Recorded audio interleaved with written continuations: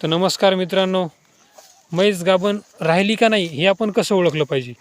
तर मित्रांनो, म्हैस गाभण राहिल्याच्या नंतर स्टार्टिंगला जेव्हा आपण वैरण सुकी टाकल्यामुळे किंवा पाणी कमी प्रमाणामध्ये दिल्यामुळे दूध जे कमी झालेलं असतं ते दूध परत झपाट्याने किंवा थोडं थोडं करून जरी वाढत असेल तर आपण असं समजू शकतो की म्हैस आपली गाभण राहिलेली आहे.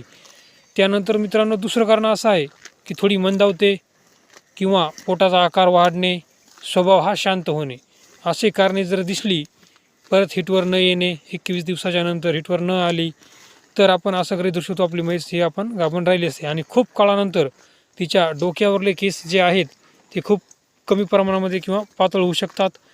हे 100% खरं आहे. हे आपण कारणं दिसल्यास म्हैस आपली गाभण आहे आपण असे गृहीत धरलं पाहिजे.